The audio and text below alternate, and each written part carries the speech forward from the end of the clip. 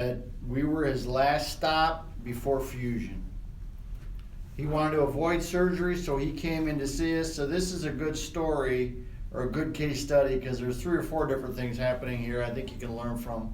Remember, we do case studies every day so you can learn more about outcomes, but we want to give you the tools so you can make better healthcare decisions. We offer a procedure. I shouldn't call it a procedure. It's a protocol that is different and it's more effective than all the others. So we try to give you case studies that have a little bit of information about how you can make better decisions about your healthcare.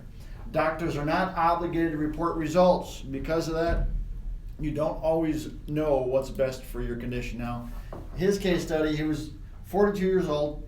He was young.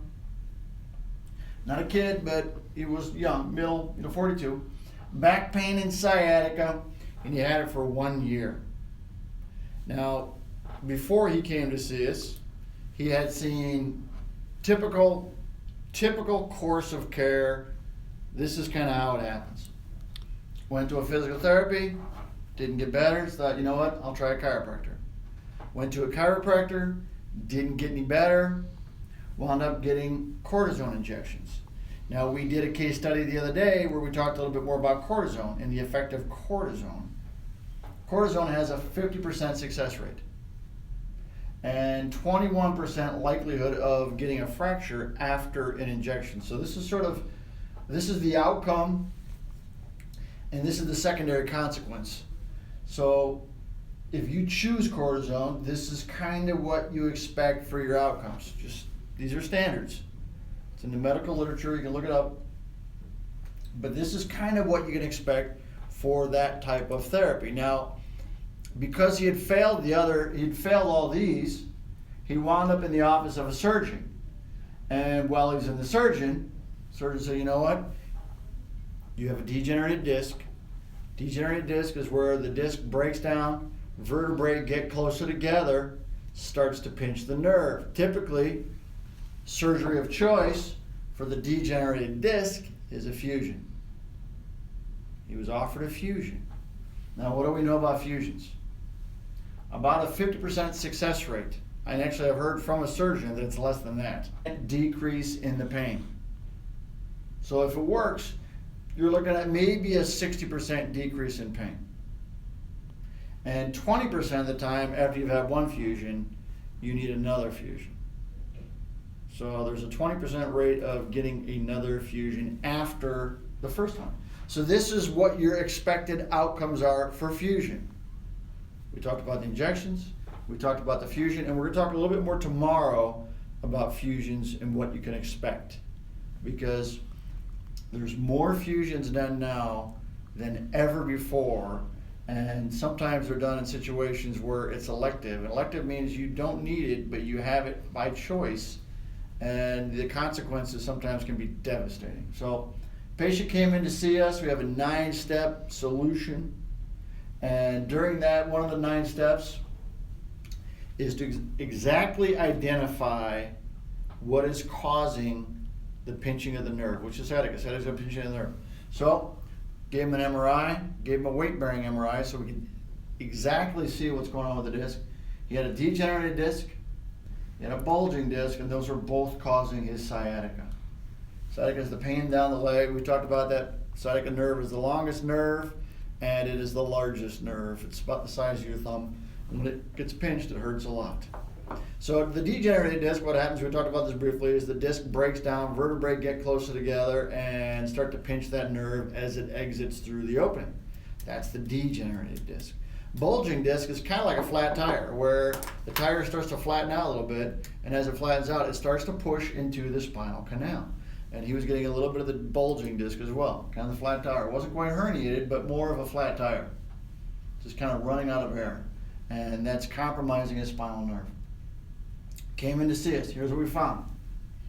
Back pain and sciatica was a 10. Again, he'd had this for a year, had tried PT, had tried chiro, had tried the injections, not any better. Came to see us, hoping to avoid surgery. We were his last stop. A lot of our patients say, you're my last stop. I've tried everything. Well, guess what? You should have tried it sooner, but because maybe you didn't understand outcomes, we'll let you off the hook on this one.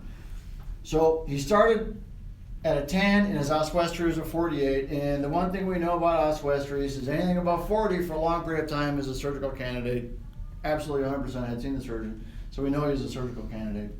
After our therapy, 34 treatments, his back pain was a 1, his sciatica was a 1, and his oswestry disability index was a 12. So he was better. He was feeling better, feeling a lot better. Okay?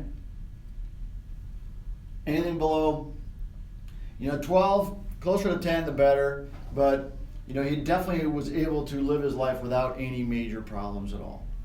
Okay? The one thing that we know, and we called him 2 years later, is after talking to him 2 years later, his back pain was a 0, his sciatica was a 0, and his oswestry disability index. After you go through our therapy, it's not uncommon. Part of our 9 steps, the last step is to give you exercises specifically for your body type to make sure the problem doesn't come back. He did the exercises. 2 years later, completely, 100% better. And we know, had he done surgery, what could he have expected had it been successful? That there was a 60% reduction in his pain. So his pain would have been down to about a 3.2, roughly. And 60% oswestry would have put him down to about 19, maybe a little bit higher, but that's only a 50% success rate. So the other 50% of the people were no better. In some cases, 20% were getting another surgery. So we saved him from the surgery, we saved him from a lot of problems, and he got better. He got better. What do? We affect the disc. We have the ability to affect the disc. We have the ability to get healing in the disc. By getting the healing in the disc, your life gets profoundly better and your problem goes away. Now, we do this every day. Why do we do this every day? We do this every day so you have options. So you better understand. Truly, our goal is to help you understand what outcomes are. What's the outcome for the injections? What's the outcome for surgery? What's the outcome for physical therapy? What's the outcome for chiropractic? How does that compare to what we do? If you know somebody that's suffering, share this information with them. If you're suffering, schedule an appointment. We're here for you. Like our information and share our information. Also, we want you to follow us on Instagram and Twitter and subscribe to our channel for YouTube. Our goal is to help as many people as we can. People don't understand what the options are. The biggest prevention from getting the proper care is not knowing what your options are. Our goal is to help you understand what your options are. Tonight, before the end of the night, we're going to do another tip on posture and preventing back pain. Today is Tip Tuesday, so we're going to give you 2 tips on how to prevent back pain.